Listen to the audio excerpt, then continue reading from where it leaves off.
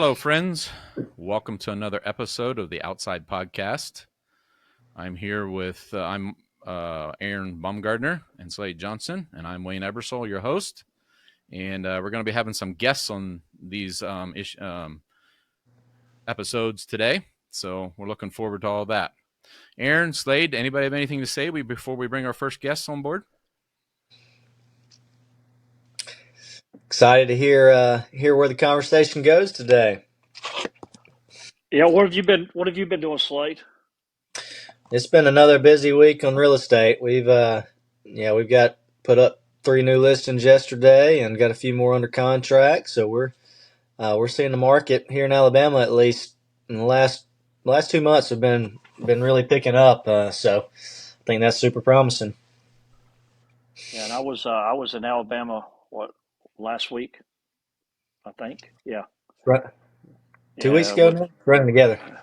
yeah, it is. It really is. You guys were hanging out together down there somewhere, so I was there for a couple of days with Slade, and we were up in Jasper, Alabama, then down in Thomasville, Alabama, and pursuing some tokenized land opportunities that are in the early development stages down there. So yeah. So cool. then this past week I was in Southwest Virginia, Western North Carolina, Johnson City, Tennessee. I was down in Wilmington, North Carolina to begin with, and then went to West Virginia and East Tennessee, Southwest Virginia, East Tennessee, Western North Carolina. Then ended back up down at the coast, and so I'm back in Richmond, Virginia now for the time being until I leave on the 19th for Dubai. Oh, wow. So yeah. So anyway, what about you, Wayne? I think outside needs some helicopters, honestly. We can just fly us all around where everybody needs to go. Yeah, we're all trying to be like your buddy John over there in East Alabama. That's the goal. No, I've been working at stuff. I've started some marketing stuff. I head to Florida next week, and then the week after that, I head to Dubai as well. So, be there for a good long while. Found out that the pastor, one of the associate pastors from our church, his son lives in Dubai, and they're coming over the same time we're over there. So, Oh wow, that's pretty interesting. Very good, good. Well, yeah, let's meet our guest we have today. Sure. Do you want to introduce him, Aaron, before I bring him on? Yeah, let's bring him in, and then we'll do that. Okay, here goes. He's in. There he is. Michael. Hello. So Michael Thomas has a really interesting background with some pretty interesting stuff that segues incredibly well into some of the technologies that Outside is building and the tokenized assets, real world assets regime. And Michael, ironically, is a landowner in Caldwell County, North Carolina, the county I actually grew up in.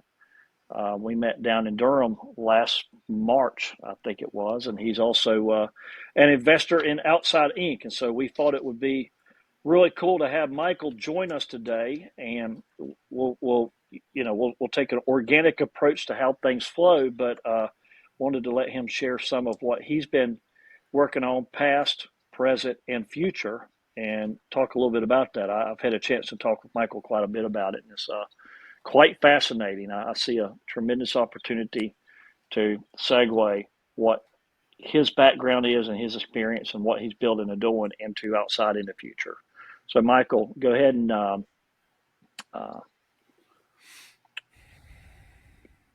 Okay. share with us. Go ahead and start sharing with us. Okay. Well, I'm a software person for a long time. I wrote one of the first books on the Java programming language back in the day. At Oracle, IBM, and SAS, transitioning into being a founder with this venture called Stillhouse Compute. Stillhouse Compute is about creating digital value at green energy properties. And I'll get into what all that means, but kind of where I'm at right now, not a typical startup. I'm not in a big hurry. I'm not currently seeking funding. I'm looking for partners. I'm looking for ecosystems to fit into and looking for knowledge. Still working on building out a business plan and stuff like that. And this gives me an advantage in that I'm really thinking about where things will be a few years out and not so much where things are right now today. Been a developer and architect, some sales and marketing. I have a consulting practice that I have as well. And more recently, I've been working with digital twins. And a digital twin is very much what it sounds like. You have something physical, and then you have a digital twin of it. And also virtual reality and augmented reality, which sometimes goes underneath the umbrella called extended reality, XR. And I've done some experiential marketing work with that. You may have been at a trade show and you've seen a VR headset and people lining up to try something out. That's a case of experiential marketing. And you might not think that experiential marketing would have a lot to do with green energy, but I'm going to come back to that after I lay out what I'm doing a little bit more. So before Stillhouse Compute, around end of 2020, I started looking for some land to create a multi-generational family retreat that was resilient to climate change and also relatively close to where I am in Raleigh, North Carolina. And I looked at properties that were close to where I'm from, which is Wilkesboro, North Carolina. That's Wilkes County, next county over from Caldwell County. So I'm within an hour from where I grew up with this property that I have. So some of the things I was looking for there in the Highlands: spring water, southern facing exposure, micro hydro, a form of generating hydroelectricity that does not require a dam and won't get you in trouble with the Corps of Engineers when you start doing such things. And also I wanted energy independence as a feature of the built property. And these days, that's not just your household needs, that's also transportation. So you can have your household fully functioning, and then you put two F-150 Lightnings in the driveway, and your electric chainsaw, and your electric range, and your heat pump, and all this. And it starts to be a fair amount of electricity to try to put that together. Now, as I started working through that, I realized that being a family retreat, we weren't going to be there using that electricity all the time. And I really didn't like that I wasn't going to be doing anything with that extra electricity when we're not there. And I looked into that in the state of North Carolina. You cannot get cash for your spare electricity, your extra electricity. You get credits, they can help you out in your power bill, but you're not going to get cash. So that troubled me, and that's really what kind of sent me off on the Stillhouse Compute journey. For me, for this case where you want to have an energy independent second home, then that's a case of stranded energy. Starting off, I would be happy if North Carolina just changed it so that you could get cash for your electricity. And that's not very much money, but that would certainly make me happy. This is the kind of thing that happens with stranded energy, is that it's stranded, and being able to pick it up and use it, the economics change. Like the person that has the stranded energy are going to think about it differently. Another pretty interesting case of stranded energy is landfills and the methane gas emerging from landfills. Could something be done with that? Mm-hmm. So being a computer guy, then I look at it as a case of digital value, digital zeros and ones. And the thing about digital value is that you can send it right over the internet. And that's a pretty nice feature. So to kind of illustrate that a little bit more, let's talk about something that's not digital value. So I registered with the Forestry Service. I have my forestry plan, and they sent me a brochure there, and they're like, hey, you can grow some Christmas trees. So that would be using my land, definitely not digital value. Yep. Now, since I have all this energy, then let's say I do a big greenhouse, and I start growing microgreens, and I start sending those up to Blowing Rock, right? Not digital value, and while I am creating value, I'm sending it out in a truck. I'm not sending it out over the internet. I'm not sending it out over 5G, which my property has a pretty good amount of.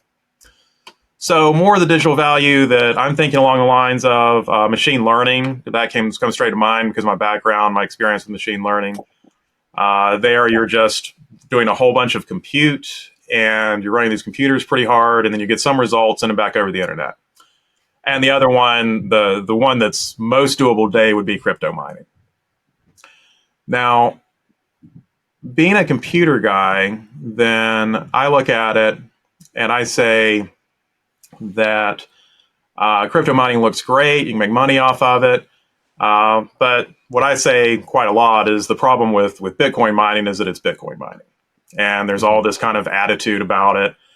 And one example of that I wanted to bring up was this Buncombe County moratorium on crypto mining that went into place earlier in the year. Buncombe County is several counties over from Caldwell County in North Carolina. It's a lot of Asheville's in Buncombe County. And because some people put up some Bitcoin operations that used all air-cooled computers in unincorporated areas further west, then that got a lot of attention because people that moved into this valley to have peace and quiet, all of a sudden they have this buzzing building near them that's running all the time, is creating this horrible noise because they're using these air-cooled computers. Well, Buncombe County didn't take that into account when they wrote this moratorium. They just said, let's just ban crypto mining. And of course, you can do crypto mining with water-cooled computers, which are not loud like that. Yeah. And I have water. I have spring water and I have flowing stream water in the creek. And putting those together, I can use those for cooling. And I don't have to actually recirculate that water. So I don't have to run a recirculating pump, which again takes down some of the electricity. So regardless, like I said before, I'm a ways away from actually going out and buying computers or buying chips, which is when the real decision and lock-in will occur, after building out a bunch of energy infrastructure, which will just start with rooftop solar and then move on to possibly other types of solar and then micro hydro. So it's a ways before I make that kind of decision. And the first thing is just building out all that energy infrastructure and then figuring out what we can do with that energy when we have that energy infrastructure as far as exactly what kind of computing to do. The great thing about Bitcoin mining is that it's all set up and ready to go. It's the right kind of computing problem with this. You can do this kind of mining over satellite if you don't have a 5G connection or a good landline connection. And it really just solves every problem that I have in terms of both the kind of compute it is and how it works, how the pools work, and all that. But then I go over and I look how much they're charging for GPUs to go and rent a GPU to go do all this machine learning. And I don't want to get into spreadsheets because the numbers are just crazy. Yeah. And I'm not sure that I really want to, be saying things that might get people's hopes up. But there's a lot of hope that you can have there when you look beyond Bitcoin mining. And it's more lucrative. So now the solar is where I'll start. I've been to 4 energy conferences here in the area, in the Triangle area, here this year since talking to Aaron the first time. And I've heard, out of all those conferences, all those sessions I've gone to, I've heard micro hydro mentioned twice the whole time. Basically, the talk at these conferences is solar. Micro hydro just isn't really discussed. One of those conferences was the Appalachian State University Conference. And Lovell House in Boone, they already have solar going. Joel, who's doing that, went over and saw their facility. It's also a historic house. It's where they wrote the letters to found Appalachian State University. So it's a really neat place.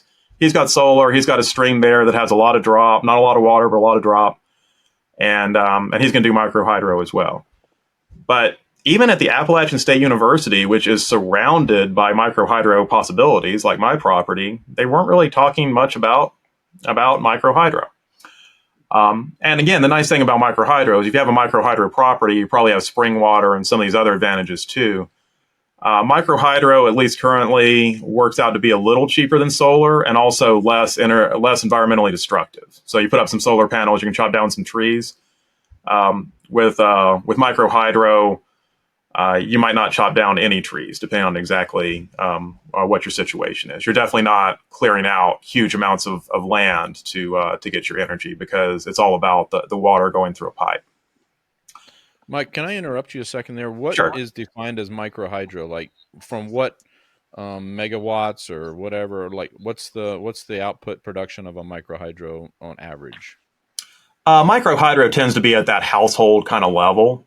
Okay. In my case, I would be pretty happy with like 10 kilowatts. If I got 10 kilowatts, then that would be fantastic. Versus when you get into utility scale solar, then you start talking in terms of megawatts. Okay. And it's the turbines. The one that I'm looking at most closely would be 1.5 kilowatts at given 300 gallons per minute and a 20 to 25 foot drop.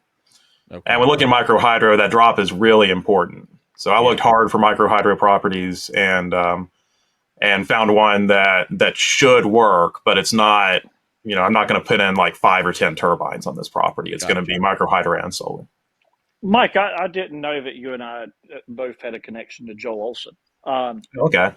So I've actually been to the same property Yeah. in Boone that you're referencing.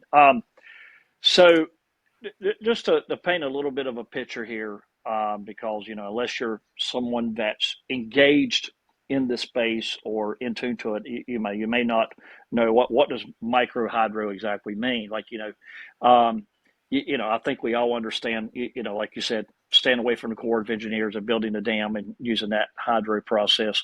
What is micro hydro? Like, can you try to paint a picture of what that looks like? And you mentioned a 25-foot drop. Can you try to paint a visual for us and for the folks watching? Sure. So the simplest way to explain it is imagine you take your garden hose and you hold your thumb over it, and the water shoots out. Well, you're going to have a much bigger hose, more like a 6-inch pipe, and then it's going to shoot against these specially designed turbine blades that look like spoons, and it's going to spin that turbine, as fast as it can.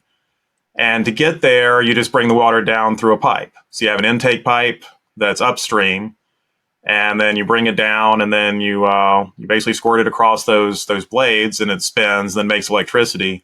And from there, it's the inverters and the grid hookup and all the stuff that you get with any kind of renewable.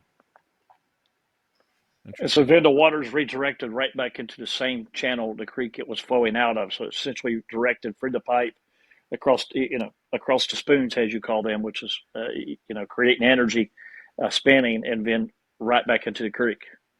Yeah, so you're not doing anything with the water. You're not sediment's not going to be a problem.